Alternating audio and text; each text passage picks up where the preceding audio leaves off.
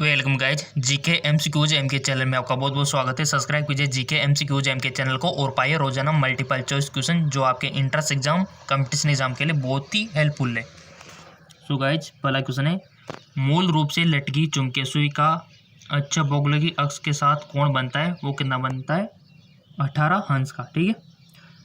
विषुवत रेखा पर नीति कोण का मान होता है, विषुवत रेखा पर नीति कोण का मान होता है कितना 0 अंश। ठीक है।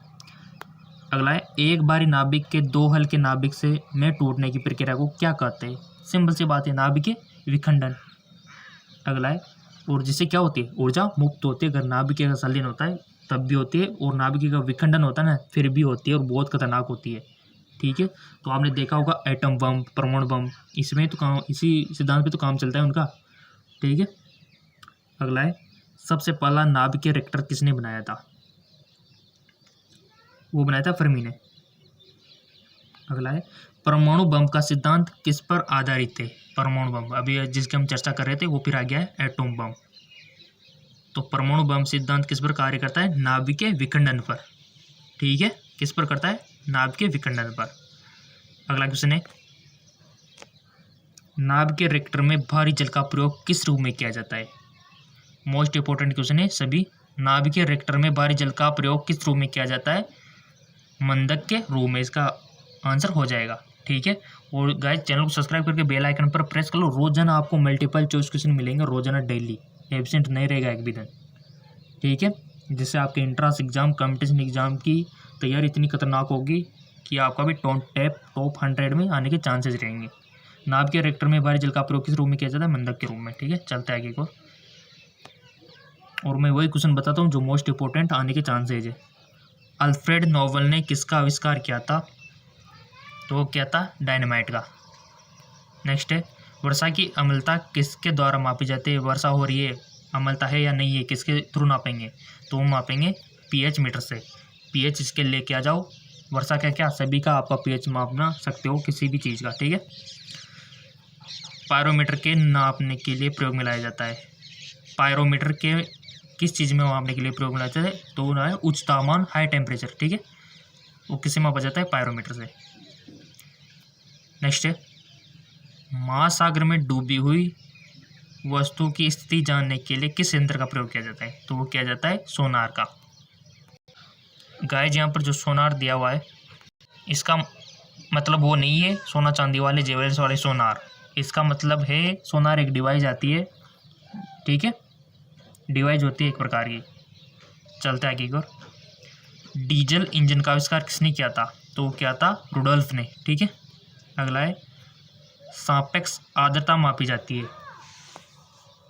सापेक्ष आर्द्रता मापी जाती है, वो मापी जाता है हाइग्रोमीटर से। ठीक है, चलते आगे। मैनोमीटर के द्वारा किसकी माप की जाती है, मैनोमीटर से, तो वो किए जाते हैं गैसों का दाब। अगला है, ऊंचाई नापने के लिए प्रयोग में लाया जाता है, तो वो लाया जाता है अल्टीमीटर। ठीक है। अगला है, भूकंप की तीव्रता किसके द्वारा मापी जाती है। भूकंप की तीव्रता किसके द्वारा मापी जाती है, तो वो होते हैं सिस्मोग्राफी। ठीक है, सिस्मोग्राफी के थ्रू मापी जाती है कि कितना खतरनाक भूकंप था। अगला है, यदि घर्षण न हो तो क्या हम पृथ्वी पर चल पाएंगे। सिंपल सी बात है, नहीं चल पाएंगे। घर्षण ही तो है जिसे हम चल सकते हैं। ठीक है। अगला है, वेग में परिवर्तन की दर को क्या कहते हैं। वेग में परिवर्तन की दर को क्या कहते हैं, सिंपल सी बात है, त्वरण, एक्सीलरेशन। ठीक है। अगला है, किसी वस्तु का द्रव्यमान अधिक हो तो उसका जड़त्व कितना होगा। किसी वस्तु का द्रव्यमान अधिक हो तो उसका जड़त्व कितना होगा, वो होगा अधिक होगा। यानी कि वस्तु का द्रव्यमान अधिक हो रहा है तो उसका जड़त्व भी बढ़ रहा है। अगला है, जल का घनत्व कितने डिग्री सेंटीग्रेड पर अधिक होता है। मोस्ट इंपोर्टेंट क्वेश्चन है, तो वो होता है 4 डिग्री सेंटीग्रेड पर। ठीक है, पूछा गया है पिछली बार भी। जल का घनत्व कितने डिग्री सेंटीग्रेड पर अधिक होता है, 4 डिग्री सेंटीग्रेड पर। नेक्स्ट है, दूध के घनत्व को किसके द्वारा मापा जाता है, डेंसिटी को, तो वो मापा जाता है लैक्टोमीटर। ठीक है, लैक्टोमीटर बहुत ही यूजफुल है, जिससे हम दूध के घनत्व को माप सकते हैं और पता लगा सकते हैं कि दूध में कितना पानी है। चलते आगे। जी का मान भूमध्य रेखा पर ध्रुव की तुलना में कितना होता है? जी का मान भूमध्य रेखा पर ध्रुव की तुलना में कितना होता है? सिंपल, कम होता है। ठीक है, नेक्स्ट है पृथ्वी के केंद्र में जी का मान कितना होता है? सिंपल, 0। ठीक है, क्योंकि ध्रुव पर क्या है, जी का मान भूमध्य रेखा पर ध्रुव की तुलना में कितना होता है? कम होता है, तो यहाँ पर बिल्कुल 0 है केंद्र पर। अगला है घुमावदार तार में कौन सी ऊर्जा होती है? तो वो होती है स्थितिज ऊर्जा। ठीक है, स्थितिज ऊर्जा होती है, और स्प्रिंग में भी क्या होती है? स्थितिज ऊर्जा होती है। ठीक है, चलते आगे और देखो, ये बहुत ही अच्छे मल्टीपल चॉइस क्वेश्चन है फिजिक्स के, जो कि आपके इंट्रेंस एग्जाम, कंपटीशन एग्जाम में बनते फिजिक्स से क्वेश्चन तो पूछते ही, कोई भी एग्जाम हो गया, भौतिक विज्ञान से क्वेश्चन और इस प्रकार के अवसर बनते हैं। तो फिजिक्स जिसको हार्ड लगती है तो कोई दिक्कत नहीं, ये मल्टीपल चॉइस क्वेश्चन आपकी हेल्प करेंगे। ठीक है, कोई भी चीज़ हार्ड नहीं होती, अगर प्रैक्टिस करोगे सब ईजी हो जाएगा। प्रैक्टिस का है तो कमाल है, वीडियो को देखते जाओ बार बार, सब आपके समझ में आ जाएगा। अगला है वर्ताकार वलय का गुरुत्व केंद्र कहाँ होता है? तो सिंपल सी बात है, वलय के केंद्र में। अगला है मेज पर पड़ी पुस्तक में किस प्रकार के संतुलन होता है? तो होता है हस्ताय संतुलन। किसी पिंड का भार किस बिंदु पर कार्य करता है? तो वो करता है उसके गुरुत्व केंद्र पर। नेक्स्ट है प्रत्येक क्रिया के विपरीत व समान प्रतिक्रिया होती है, यह सिद्धांत किसने दिया था? सिंपल, न्यूटन ने। प्रत्येक क्रिया के विपरीत प्रतिक्रिया होती है, और न्यूटन के गति के 3 नियम है, प्रथम, द्वितीय, तृतीय। ठीक है, प्रत्येक, और ये आपसे पूछ लिया जाए कि कौन से नियम लागू होता है कि प्रत्येक क्रिया में विपरीत प्रतिक्रिया होती है?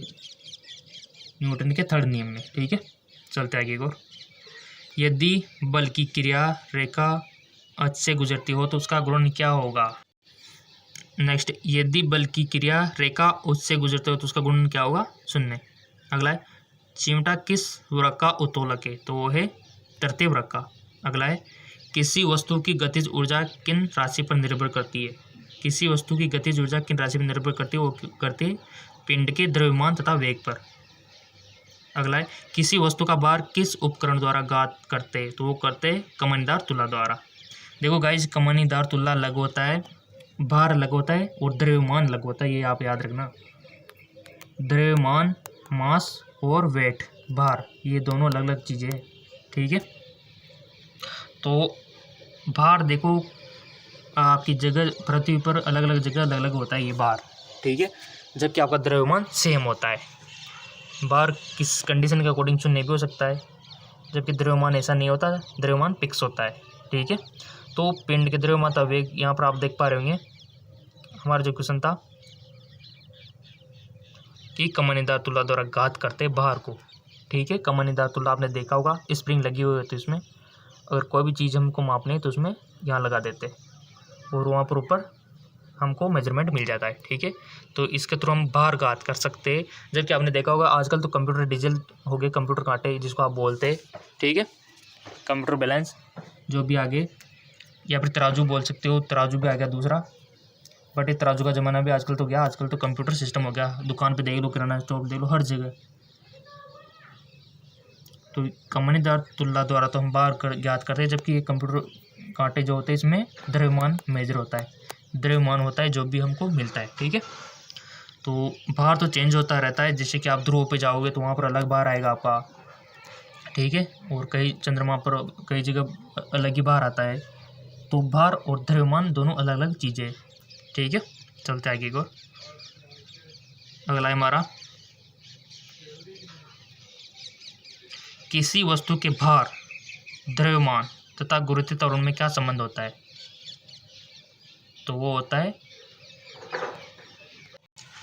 सो सिंपल ये आपको इक्वेशन याद रखनी है, W=mg, यहाँ पर m द्रव्यमान है, g गुरुत्वीय त्वरण है, जिसका मान 9.8 आपको दे दिया जाएगा, वैसे 9.8 आप याद रख सकते हो। ठीक है, अगला है सूर्य की किरणों की तीव्रता मापने वाला उपकरण को क्या बोलते हैं? तो उसको बोलते हैं एक्टियोमीटर। याद रखना है आपको, सूर्य की किरणों की तीव्रता एक्टियोमीटर से मापी जा सकती है। अगला है किसी वस्तु का द्रव्यमान किस उपकरण द्वारा ज्ञात करते हैं? किसी वस्तु का द्रव्यमान किस उपकरण द्वारा ज्ञात करते हैं? तो वो भौतिक तुला द्वारा। मैंने बोला था कि भार को कमानीदार तुला, और जो वस्तु का द्रव्यमान है उसको भौतिक तुला जो होती है ना उसके द्वारा।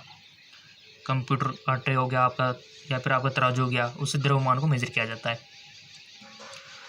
रडार उपयोग में आता है तो वो है रेडियो तरंगों द्वारा वस्तुओं की स्थिति ज्ञात करने में। रेडियो तरंगों द्वारा वस्तु की स्थिति ज्ञात करने में रेडियो रडारों का उपयोग होता है। अगला है ध्वनि की तीव्रता की मापने वाला यंत्र है, तो वो है ऑडियोमीटर। अगला है फेथोमीटर का उपयोग क्या मापने में किया जाता है, तो समुद्र की गहराई। अगला है एक प्रकाश वर्ष कितनी दूरी के बराबर होता है, तो वो होता है 9.46 इंटू 1012 किलोमीटर। ठीक है। अगला है गाइस, यहाँ पर थोड़ा सा मिस प्रिंट हो सकता है, इसको 9.46 इंटू 1012 भी इसको शायद दिए हो सकता है यहाँ पे। ठीक है, तो यहाँ पर मिस प्रिंट है, तो इसको थोड़ा सा देख लेना। चलते आगे की ओर। नेक्स्ट है डायनोमो में ऊर्जा परिवर्तन होता है यांत्रिक से विद्युत ऊर्जा में। प्रकाश विद्युत से बदलता है प्रकाश ऊर्जा को विद्युत ऊर्जा में। ठीक है। रासायनिक ऊर्जा को विद्युत ऊर्जा में परिवर्तित करता है बैटरी। बैटरी में रासायनिक क्रियाएं होती है, रासायनिक क्रिया के फलस्वरूप हमको विद्युत ऊर्जा मिलती है। ठीक है। वायुमंडलीय दबाव को मापने के लिए किस यंत्र का उपयोग किया जाता है, जैसे कि मैंने आपसे बोला था कि वायुमंडलीय दबाव को बैरोमीटर से मापते हैं, कहाँ पर कम है कहाँ पर ज़्यादा है। अगर जहाँ पर कम है तो समझ लो कि वहाँ पर बारिश आएगी। ठीक है। चलते आगे को। झूठ का पता लगाने वाला यंत्र है, मजा आएगा। झूठ का पता लग जाए तो मजा ही कुछ और आ जाए। ठीक है। झूठ का पता लगाने वाला कौन है, पॉलीग्राफ। ठीक है, इससे झूठ का पता लगाया जा सकता है। अगर आपको भी किसी का लगाना है तो ले आना है मीटर, पॉलीग्राफ। ठीक है। अगला है निर्वात में प्रकाश की चाल क्या है, तो वो है यहाँ पर देख सकते हो, वायु की गति किसके द्वारा मापी जाती है, तो वो एमोनोमीटर। ठीक है। अगला है 1 नैनोमीटर में कितने सेंटीमीटर होते हैं, सिंपल सा क्वेश्चन है। अगला है 1 किलो कैलोरी उसमें का मान क्या होता है, तो होता है 4.2 इंटू 10³ जूल। 1 माइक्रो बराबर है किसके, तो इसके बराबर यहाँ पर देख सकते हो। यहाँ पर कुछ मेजरमेंट दिए हुए, 1 बैरल में कितने लीटर होते हैं, तो उसका है 159। ठीक है, 1 बैरल में।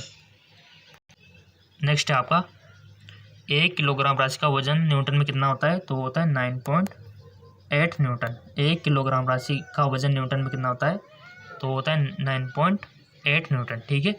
सो गाइस, ये कुछ क्वेश्चन थे जो कि हमारे पार्ट 2 में कवर हो चुके हैं। ठीक है, ये पार्ट 2 है। अगर इसी का आपको पार्ट 1 देखना है ना, पार्ट 1 अगर आपने नहीं देखा है तो डिस्क्रिप्शन में लिंक दिया हुआ है, बेशक आप उसको देख लीजिए। ठीक है। इसका पार्ट 1 बहुत ही अच्छा है और बहुत बड़ा भी है, 30 मिनट का वीडियो है वो, तो देख लीजिए। मैं आपको रिकमेंड करूँगा, बहुत अच्छे फिजिक्स के क्वेश्चन मिलेंगे वहाँ पर आपको, जीके के। तो जाइए, नीचे डिस्क्रिप्शन में इसका पार्ट 1 दिया हुआ है, उसको जाकर देख लीजिए, मल्टीपल चॉइस क्वेश्चन के। ओके, धन्यवाद।